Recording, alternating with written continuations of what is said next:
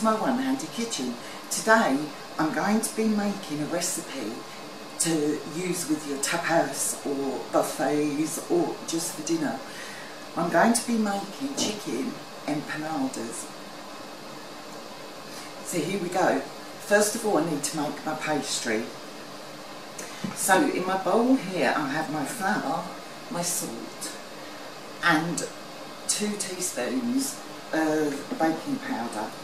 Now I'm making mine primarily in one mixer because I find that easier to do, but you can do this by hand, it's not a problem. Into that I'm going to add 4 egg yolks, just the egg yolks. I'm going to add water,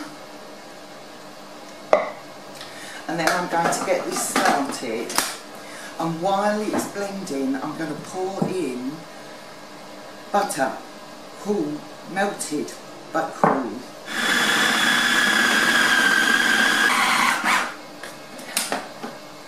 We're going to bring that together so that we've got this lovely dough going on. So I'm going to use some flour on my board and a bit of flour on my hand to get it out. Here we go. Because it's still going to be quite sticky at this stage. Right, once you've got this, as you can see it's quite sticky at the moment. Once you've got this on your board, you want to give it a good knead so that it doesn't split too much later on. So just a few minutes on a floured board and this will become less sticky. And look, that is not splitting now when I pull it together. I'm going to put this in a bowl now and I'm going to cover it. And I'm going to put it in the fridge to chill down for a while. While that's chilling, we'll make the filling. Well, my empanada dough is chilling away. While that's going on, I'm going to cook the filling. So the first thing I need to do is put some oil in my pan, and I'm using olive oil here. I'm then going to put onion, really finely chopped onion, into that. I'm just going to soften these down a little bit. This is 1 whole onion in here. Everything that I'm putting in needs to be chopped finely because empanadas are traditionally very small, and you want to be able to get a bit of everything in there.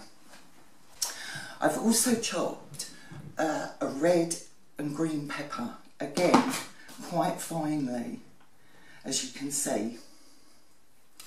I've also got 2 chicken breasts here, and again I've cut these. I could have minced them, but I don't particularly like just minced chicken because I think it goes quite dry. Right, we're beginning to sizzle away. We just want to cook these a little bit to soften them down, and then I'm going to put my peppers in.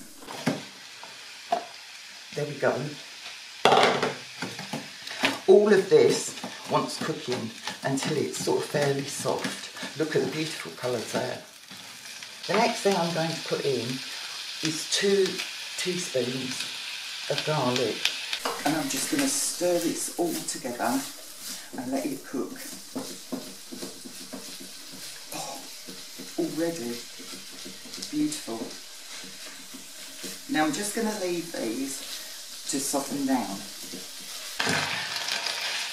Okay, once our veggies have softened down a bit and started looking quite nice, I'm going to push them to one side a bit. And I'm going to put my chicken in.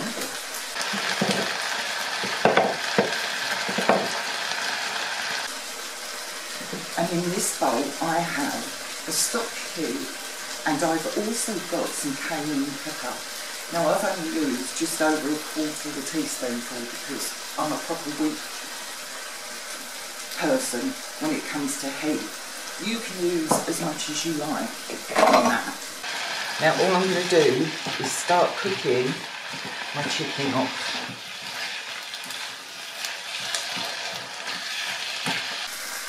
In this bowl I've got one very large tomato, it's around 160 grams I think.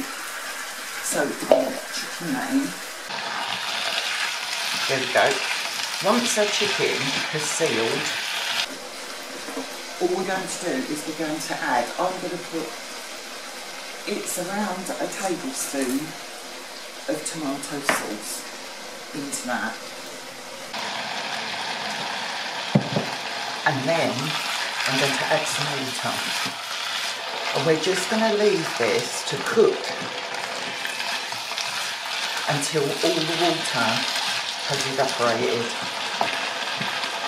There we go. Here goes my water. Now I want this to be quite a dry mix. So I'm going to cook this now uncovered until all that fluid has gone. I'll see you when that's done. Well, my veg is now cooked, and as you can see, that fluid has gone. If you put it to one side, you may get a little bit, but that's fine. So all I'm going to do is spread this out now, and I'm going to leave this to go completely cold. I'll see you when we're ready to make up our empanadas. Well, as you can see, my dough's ready and my filling is cooled right down. Now I've already made a couple of these using different methods. I've tried to crimp one. I've done one with a fork, and the other one that I did using this dumpling maker. I've got to tell you, I found this quite hard to use, but we'll do one anyway. So first of all, a little bit of flour on your board, and then some dough, which is quite elastic now. You don't need too much of this at a time, and you can always add what you've cut off to the next bit, which is what I quite often do. So we're just going to roll it out to sort of, needs to be fairly thin, but also not too thick, because we want it to hold the filling, but we want filling, we don't just want a big mouthful of pastry, which would not be nice. There we go. Then I'm going to take, and I'm using my biggest cookie cutter, just going to make a circle with that. Take the trimmings off and we can use that next time. I'm going to go around the edges with a little water, so that that's already going gluey. Now in this size, all you need is a teaspoonful of filling, but just make sure that you get a bit of everything. I can't see chicken in there, so I'm just going to go for a bit of chicken. Oh, there is, but there we go. Teaspoonful is plenty for this. We're going to pull it forward and just lightly seal the edges.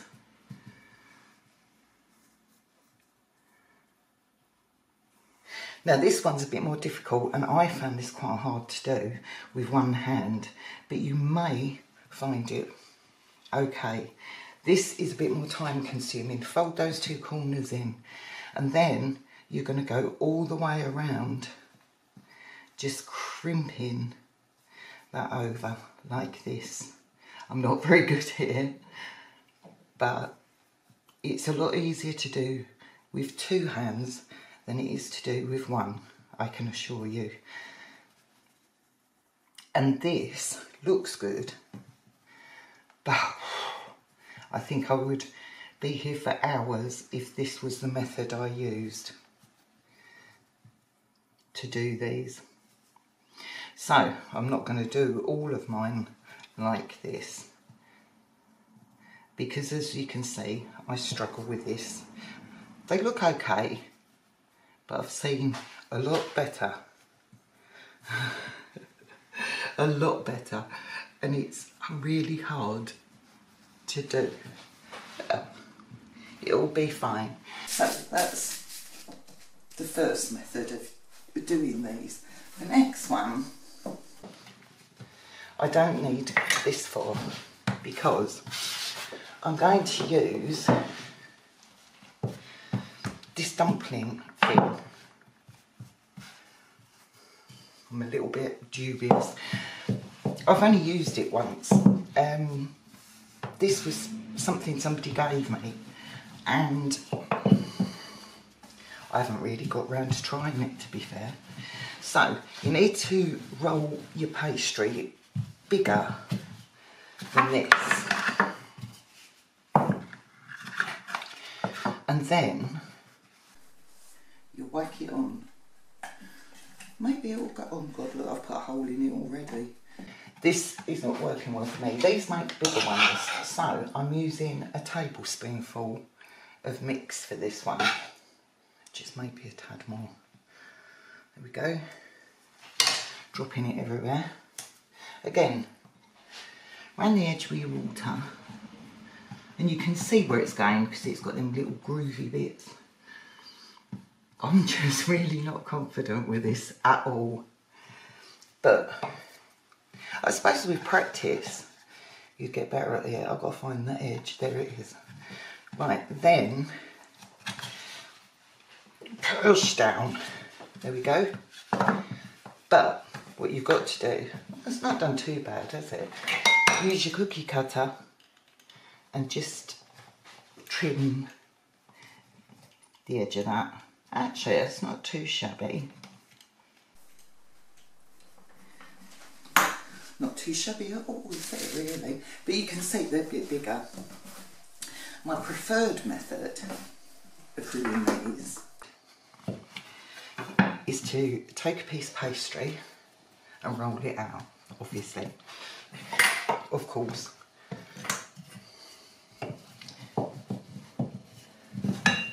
Try not to stick it to things.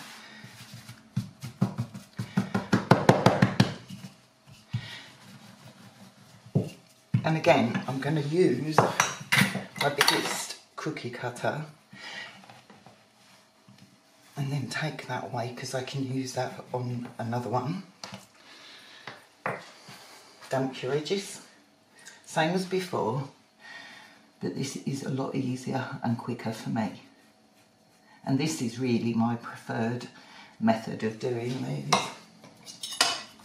So, teaspoonful, well, heaped teaspoonful I seem to have here of filling. Push it into the middle if you haven't already. Then we're going to go over the top and we're going to just seal that with our finger. And this is so easy to do. You take a fork, make sure it's floured, and you literally go around the edges with your fork. And I've got to tell you, that's the easiest way to do it if you're one-handed. For sure.